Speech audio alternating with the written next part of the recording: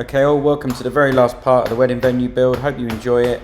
It's been a bit long-winded, but you get to see kind of some of the process that goes into something like this. It's been on and off for about 18 months.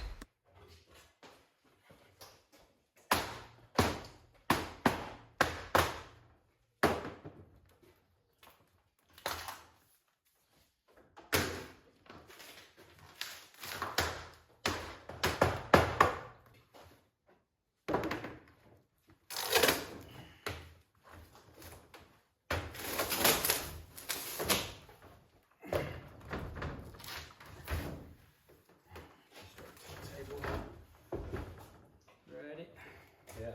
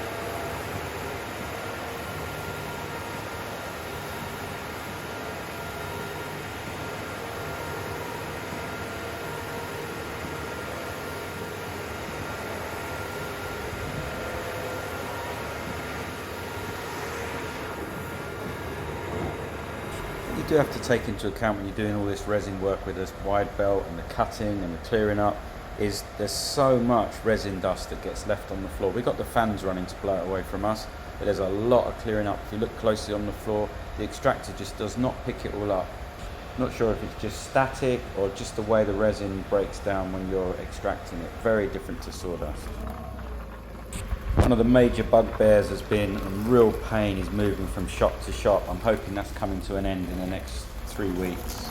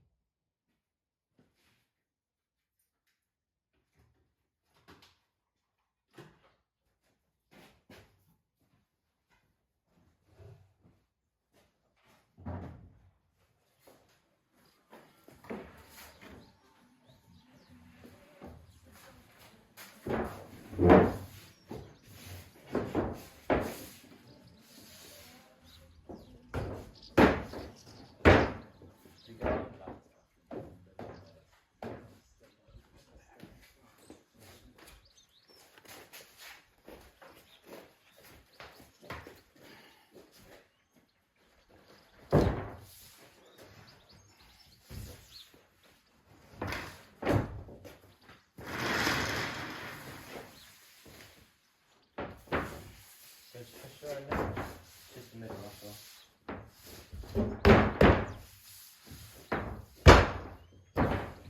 Got it? Yeah. Right, I've got a plan now how to clamp it after all that. Don't have any wood.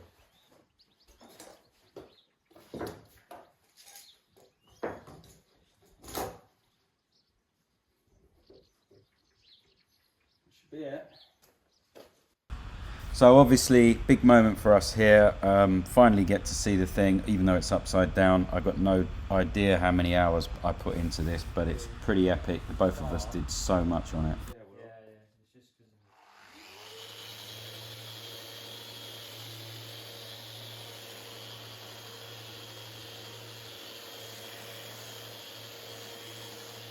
As always with the sanding, there's no secrets. I work up from the grits depending on the last paper in the wide belt. I'm usually starting about 120, doing lots and lots of pads on 120, work right my way up. On this one, we end up finishing on about 1,000, might even be 1,500, because I'm going to use Odie's oil, my new favourite when there's lots of resin, with the wood, and plus this is a face, so we wanted it nice and shiny.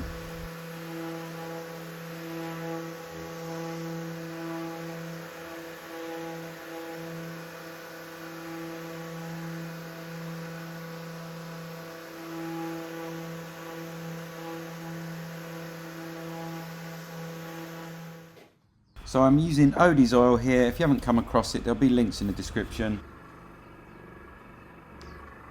The way I like to apply Odie's, you can use one of these random orbital polishers or just your normal random orbital sander with a white Scotch-Brite. Just keep it going, just real small taps. The less you get on with the buff as you're applying, the easier it is to get off.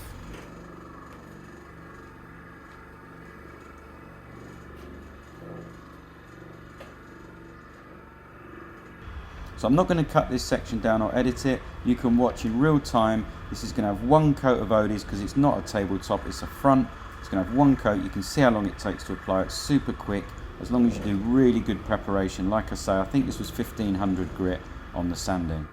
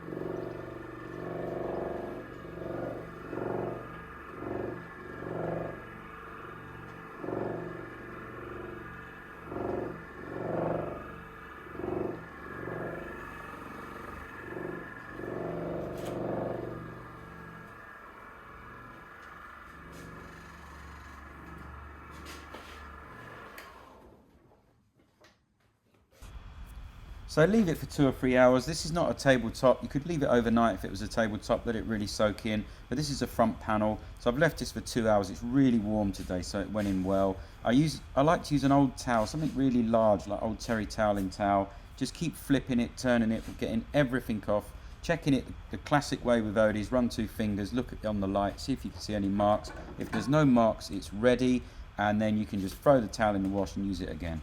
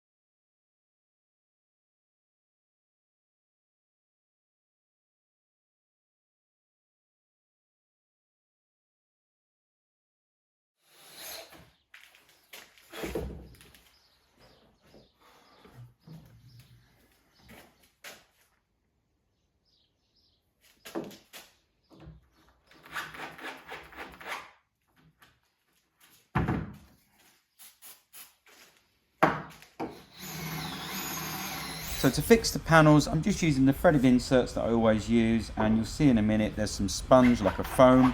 I think that's 3mm. I'm actually floating these panels because they're going onto steel and they're going to want to move a bit. They're actually just nipped up, they're not tightened. Here's the foam. They're not super tight on the front of the bar when we install it. The rubber holds it in place and it just gives it a bit of movement. So this is the 2-pack lacquer I was talking about, which I used on the shelves in the fireplace. This is a really hard lacquer. I'll put a link in the description where you can get it. Now I'm having problems here. The compressor we had was lost to the fire. I've borrowed a really small compressor. It's overworking, it's putting moisture in the lacquer. So what I'm having to do is denib, respray, denib, respray. Now I managed to get around this by basically polishing it like I would resin at the end, and the finish is fantastic. But these conditions were less than ideal.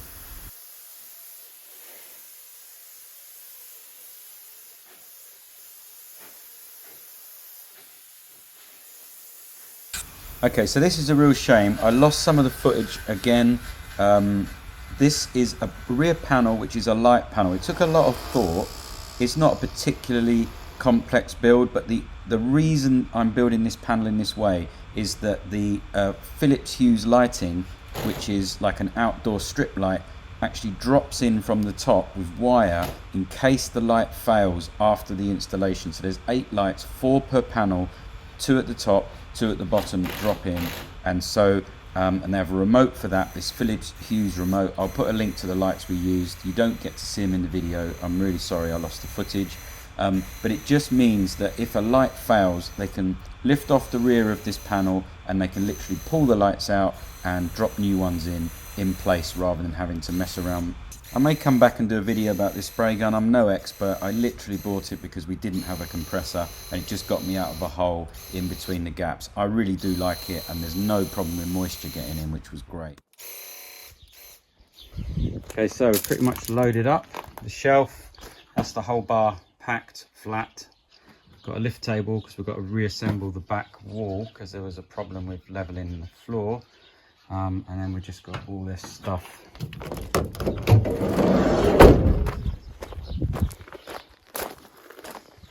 It's all the lighting, Festool lift table, Felder lift table, all the lighting, all the different sorts of sustainers. That's one good thing about, I'm not really a site person, but when you do need to go on site, you can just fill it up with these things and it keeps everything in the same place. Still in scaffolding at this point. This was quite a while ago. It's all finished now. It is an epic, beautiful venue. I hope to go back and get really good pictures when it's all finished.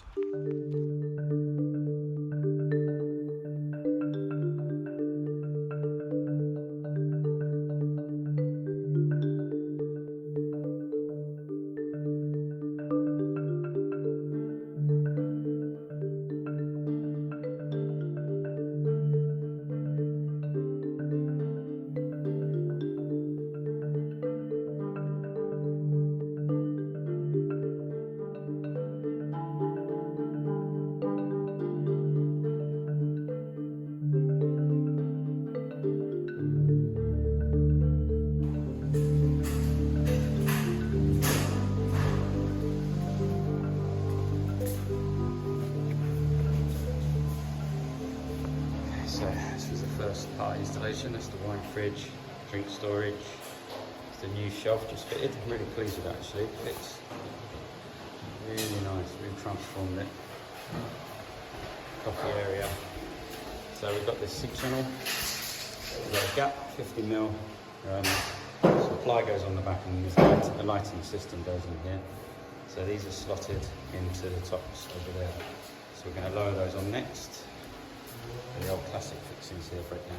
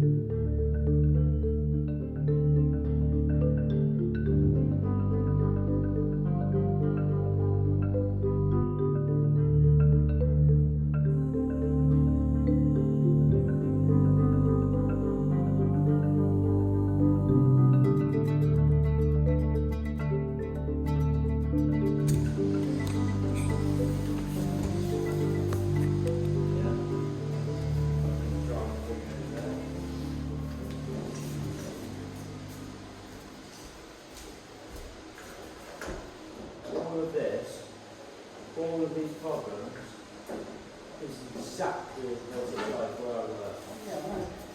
You work with lots of people and there's lots of room for... No, there's fucking not. Errors. I know who can, so easy to get.